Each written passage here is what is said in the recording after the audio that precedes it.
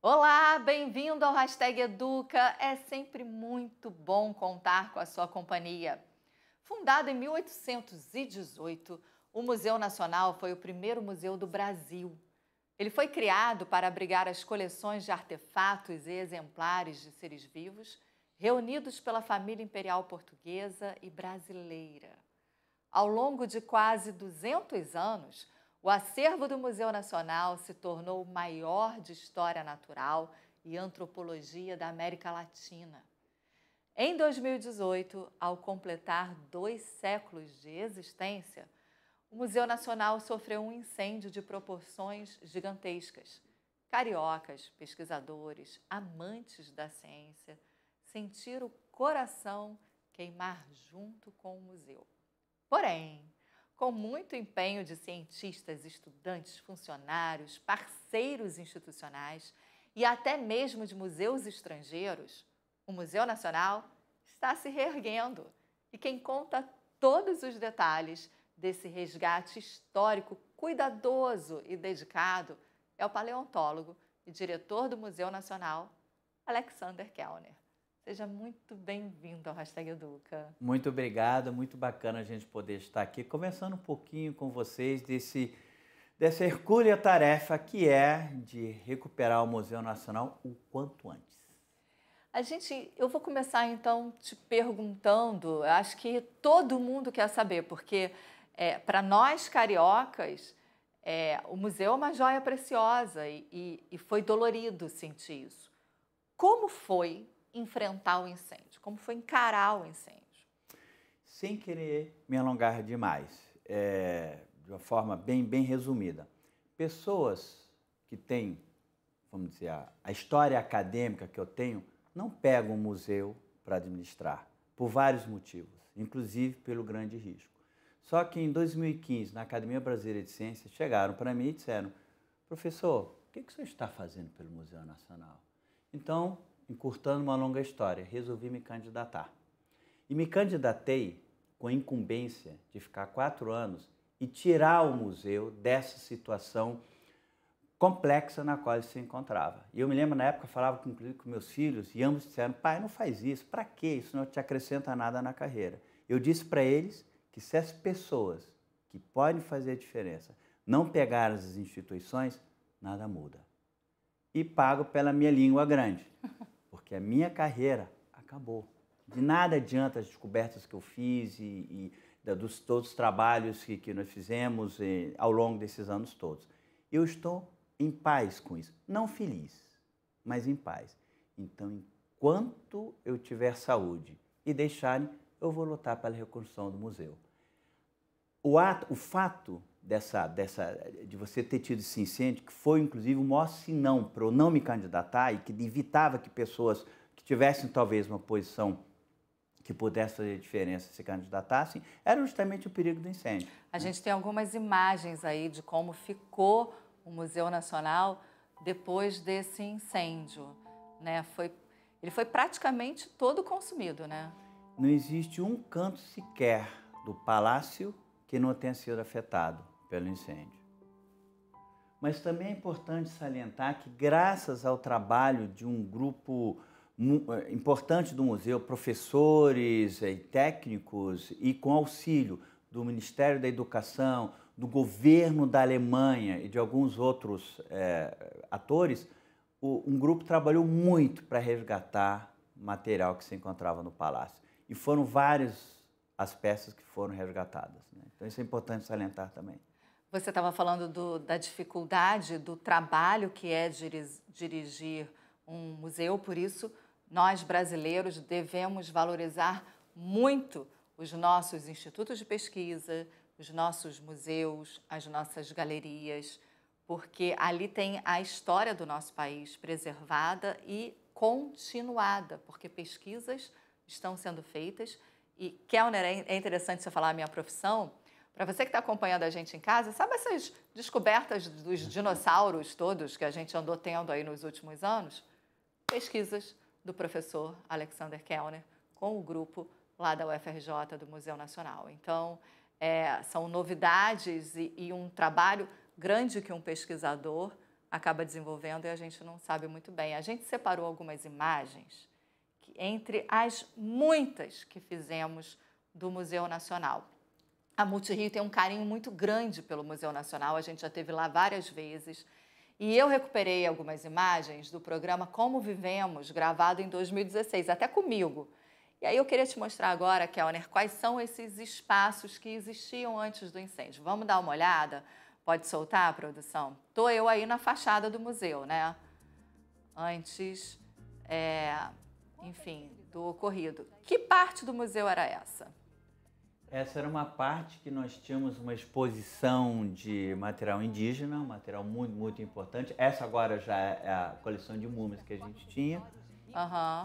Estou numa parte de um jardim interno, né? Que geralmente o público não chegava. Aí chegam os pesquisadores, né? Exatamente. Era o nosso local do cafezinho. Era depois do almoço que a gente se reunia de uma forma bastante informal e conversava um pouco sobre a vida na instituição. Essa sala aqui que é linda, né? A sala das múmias, que inclusive, Flávia, nós vamos recuperar. Oba! Eu estou viajando agora para o Egito, né? Graças a uma ajuda que a gente recebe de uma empresa particular chamada Inclus Artis, que é liderada pela Frances Reynolds, está nos ajudando bastante nisso, e nós vamos conversar com os colegas do Egito para conseguir algum material para a abertura do museu, que é em 26, viu, Flávia? A gente tá 26 de? 2026, em abril de 26, nós vamos abrir o Museu Nacional com 3.000 metros quadrados de área expositiva, mais quase 500 metros quadrados da área educacional e com todas as amenidades e acessibilidade que são importantes para ter. Em 26, pode cobrar, porque vai acontecer. A gente tem ali as imagens, inclusive, da parte toda... Eu não tenho os termos técnicos, você me corrija, por favor. A gente viu aquele panapaná ali, né? Da parte dos insetos, dos invertebrados, etc. E tal. Tudo isto a gente está conseguindo recuperar de alguma maneira com participação de museu parceiro de outro país, de instituições?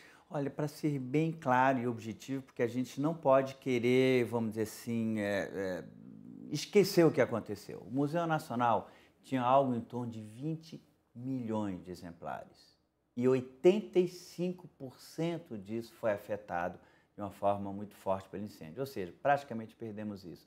E aí estavam também 12 milhões de material do Departamento de Entomologia, de insetos, isso também a gente perdeu.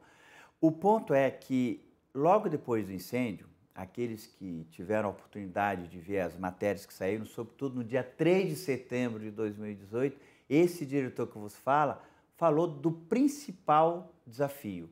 Não era verba para o palácio, apesar que a gente precise disso.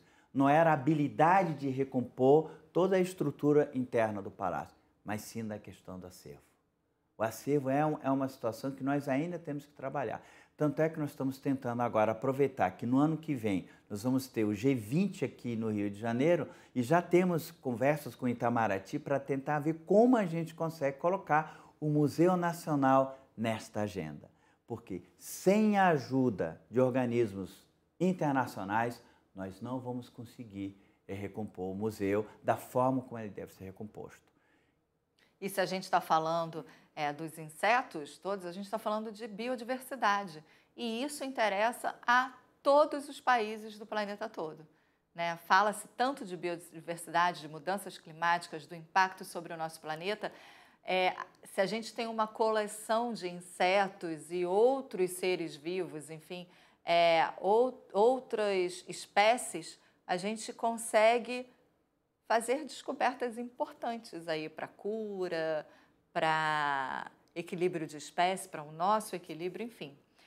Como é que está sendo feita a restauração? Em que fase que a gente está da restauração? Qual é a parte do museu que já está ali meio que funcionando? Como é que é? Maravilha, porque você me dá uma oportunidade de, inclusive, explicar para as pessoas que o Museu Nacional não é apenas a área expositiva. O Museu Nacional é uma instituição que tem programas de pós-graduação, que gera pesquisa e forma novos pesquisadores. Depois dessa enorme tragédia de 2018, a parte de exposição foi terrivelmente afetada, mas a parte da pesquisa, ela prosseguiu com situações de investimentos que recebemos da CAPES, investimentos do CNPq, da própria FAPERJ, que conseguiu dar uma bolsa para aqueles pesquisadores durante um ano, e também do governo da Alemanha, que nos auxiliou na aquisição de equipamento. Ou seja, nós conseguimos prosseguir essa parte da pesquisa. Qual é a situação que nós estamos hoje?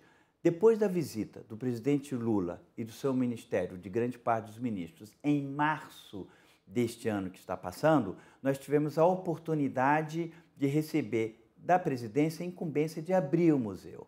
Então, nós refizemos o nosso planejamento e em que fase que nós estamos? Nós estamos terminando a licitação das obras para dar continuidade às obras de fachada e de telhados, que irão continuar em 2024, juntamente com as primeiras ações da parte interna do museu. Em meados de 24, em junho, julho, a gente espera fazer uma segunda licitação para que a gente então comece efetivamente a reconstruir a parte interna do museu. É importante salientar que nós temos agora, na Lei Rouanet, a possibilidade de captar 90 milhões e a gente espera que os empresários participem ativamente desse momento de reconstrução do Museu Nacional. Vamos dar uma olhada? A gente mostra agora um vídeo feito pela UFRJ, né, que o Museu Nacional pertence ao UFRJ também, e feito pelo Museu Nacional, que mostra o trabalho dedicado de restauro. Vamos dar uma olhada.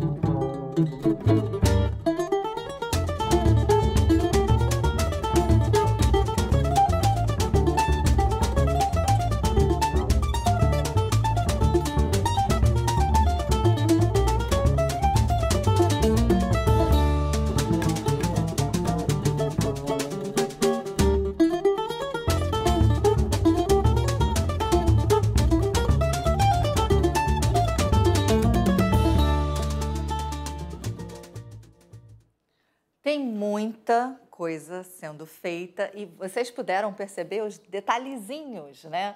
É tudo muito cheio de detalhezinho, minucioso, precisa de um cuidado ali, né? Com toda certeza. E você vai esse vídeo ele dá a possibilidade da gente falar de dois pontos diferentes. O primeiro, que ano que vem, ou melhor, em 2024, nós estamos querendo abrir a Sala do Bendegó, que é a Sala do Meteorito, onde as pessoas vão poder ver como se faz essa restauração. Esse restauro. Exatamente. E queremos também, a segunda parte é que nós também queremos devolver para a sociedade a restauração daquela parte que envolve o Jardim das Princesas, aquelas conchinhas que vocês viram ali, aquilo ali na realidade é a parte principal do tempo do Império que pode ser restaurado no palácio e que não foi afetado pelo incêndio. Então a ideia é justamente restaurar aquilo ali onde as princesas, os príncipes andaram da nossa família imperial. Eu acho emocionante, assim, eu fiquei vendo, você pode acompanhar esse vídeo que a gente acabou de mostrar e outros documentários no site do Museu Nacional, tá lá. São vídeos lindos que mostram exatamente isso. E eu fiquei, engraçado que eu fiquei olhando, falei, gente, o meteorito sobreviveu, porque é óbvio, né? Vem queimando pela atmosfera, sobrevive às altas temperaturas. Então, ali está o meteorito, Pois é, né? eu confesso para você que para o Bendegó foi apenas um calorzinho. Foi só um calorzinho, né? Mas ele está ali e, assim, eu vou trazer uma memória afetiva aqui para você, Kellner. Quando eu era pequena e cansei de visitar o museu com as escolas onde eu estudei, as escolas municipais, inclusive, depois com a minha família, mesmo morando longe de São Cristóvão, a gente ia à Quinta da Boa Vista. Entrar no museu, e eu me lembro bem dessa sensação, meteorito ali, a gente subia a escadaria, as preguiças gigantes, que no imaginário da criançada era um monte de dinossauro, sempre foi. Né? Até o Kellner chegar e fazer um monte de descoberta de dinossauro brasileiro, as preguiças gigantes, elas estavam ali na vida de muita criança que hoje está que nem eu, chegando ali aos 50, como os dinossauros brasileiros. E ver a possibilidade da escadaria estar sendo reconstruída, as paredes, todo mundo envolvido, eu confesso que me dá uma satisfação. É como se eu estivesse vendo um parente muito querido, né, sobrevivendo, né, conseguindo sair de uma situação devastadora. E você falou com a gente aqui antes que te emocionou muito ver o abraço da criançada ao Museu Nacional. Ah, com certeza, com certeza. Eu acho que um dos momentos mais emocionantes pós-incêndio que nós vivemos foi justamente no dia seguinte que os alunos das escolas, das redondezas, vieram juntamente com outras pessoas abraçar o Museu Nacional. Ali a gente sentiu energia para que a gente pudesse atuar na reconstrução. Mas eu vou te confessar uma coisa também, uma questão de memória afetiva. Eu também pensava que as preguiças gigantes eram dinossauros. Olha aí, gente! Olha aí! Não era só foi um dia eu! que cortou meu coração, eu descobri que não eram dinossauros, né? Porque todos nós passamos ali na Quinta Boa Vista, eu cansei de fazer piquenique por lá, meus pais me levavam ali, e eu imaginava, sinceramente, que eram dinossauros. Mas o ponto todo é o seguinte, estamos reconstruindo, temos que aprender com o que aconteceu, e vamos trabalhar forte para que a gente possa abrir o Museu Nacional para a sociedade. O museu está recebendo doação de museus parceiros. Você falou do governo da Alemanha, você falou da possibilidade do Egito, Museu do Cairo, de repente? Quais são os museus envolvidos? Pois é. Então, o que aconteceu? Nós lançamos uma campanha chamada Recompõe, que também as pessoas podem olhar, que está no site. Exato, você entra na Recompõe, né, que é muito importante. Nós, inclusive, vamos atualizar bastante esse site com as novas doações que foram feitas. E olha só, ontem mesmo eu estive em Brasília conversando com um professor que fez doação de insetos para o Museu Nacional. Ou seja, aquelas pessoas que possuem material especial, material que tem interesse para o museu, por favor, entre em contato no site Recompõe, você consegue fazer isso. Então, o que nós recebemos de forma efetiva? Várias doações nacionais que, inclusive, nos permitiram continuar atuando na pesquisa, como desse professor com os insetos, da Sociedade Brasileira de Zoologia, que também fez doações, e de diversas outras instituições nacionais, mas também as internacionais. Recebemos doação. A primeira internacional mais expressiva foi do Universal Museum Joanneum, da cidade de Graz, da Áustria, com quase 200 exemplares etnográficos que vão enriquecer muito as nossas exposições. Também tivemos doação de Portugal, com minerais e fósseis, e também uma doação muito significativa que vem do governo da Dinamarca, que é um manto tupinambás. Vamos falar dele. Que é um manto tupinambás e que eu confesso a vocês, né, como a Flávia falou, eu sou paleontólogo, mas não existe peça produzida ou encontrada no nosso país mais importante do que aquele manto tupinambás, que tem mais de 300 anos. E ele vai chegar ao Museu Nacional, onde, inclusive, Flávia, rapidamente só, as novas exposições não são mais feitas por ABC, são sempre em conjunto com as comunidades que detêm um conhecimento sobre aquelas peças, então nós estamos muito entusiasmados. Mas precisamos de mais. Por isso, nós estamos conversando com Itamaraty para que nos ajude gentilmente a conversar com os outros países, em especial os países que fazem parte do G20 e convidados, para que a gente possa ter mais doações expressivas para o museu. Nesse momento do restauro, você acabou de falar, a boa notícia é a repatriação do manto tupinambá. A gente tem imagens aí do manto tupinambá, que está no Museu da Dinamarca, né? Exatamente. Qual é a importância desse manto e o que significa repatriação? Explica pra gente um pouquinho. Tá bom, Flávia. Aí eu vou te dizer um pouquinho da forma com que eu pretendo que eu conduza essa situação. É o primeiro ponto que a gente tem que deixar claro. O Brasil não pode simplesmente esticar a mão e dizer eu quero, eu preciso, eu quero, por qualquer motivo que seja, mesmo motivos corretos, como a questão que envolve a repatriação. O ponto fundamental que a gente fala muito e que às vezes até é um pouco incômodo é que nós, Flávia, temos que merecer esse novo material. Porque o que aconteceu com o Museu Nacional foi algo que não devia ter acontecido. Então ficou muito feio para o nosso país mostrar para o mundo que nós não necessariamente estávamos cuidando bem dos artefatos culturais, que inclusive envolvem de outros países. Eu pedi material do Egito. Quando o cônsul-geral do Egito veio conversar comigo logo após o incêndio, as lágrimas escorriam dos olhos dele. Foi ali que me deu a noção. A história do Egito estava aqui, de alguma forma, claro, guardada, né? E nós não conseguimos cuidar. A gente tem que reconhecer isso. Por isso, e como é que a gente vai merecer essas novas doações? A gente só vai merecer se a gente fizer o nosso dever de casa, que é o quê? Que é reconstruir o palácio com as melhores normas de segurança para pessoas, entenda-se aí os nossos técnicos, que também o visitante, e também para as novas coleções. E o ato da doação, eu não utilizo a palavra repatriação do manto tupinambá, é uma doação feita pelo Museu da Dinamarca dessa peça que é a mais importante no nosso modo de ver, que está fora do Brasil, né? É uma demonstração de confiança no nosso trabalho. Mas nós precisamos, empresários, governos, em todos os níveis, federal, estadual e municipal, né? E aí a gente até conversar um pouco com a Alerj, né? Que está aí, a gente tem que conversar um pouco com eles. A gente precisa demonstrar que a gente aprendeu, que a gente está trabalhando junto. E precisamos do apoio dessas entidades todas. Agora, que manto é esse? A gente fala manto tupinambá e tal. Que manto é esse? Essa peça significa o quê? Essa era uma peça que era utilizada por rituais das comunidades originárias de tupinambás, né? Que estavam, hoje inclusive, estão muito difundidas na Bahia.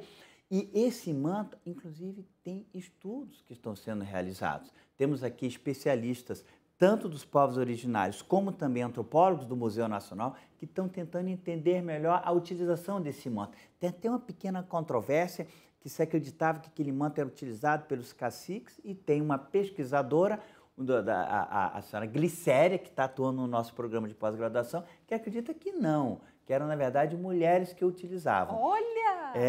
Isso é coisa muito séria, muito importante. Por isso, inclusive, é porque as pessoas têm que entender. As novas exposições do Museu Nacional não são só feitas pelos nossos pesquisadores, são feitas em co-curadoria com os povos originários que detêm um conhecimento sobre aquela peça, que inclusive enriquece muito e vai enriquecer muito as nossas exposições. Olha só, o Museu Nacional tem feito parte da tradição de pesquisa científica no Brasil, desde sempre, né?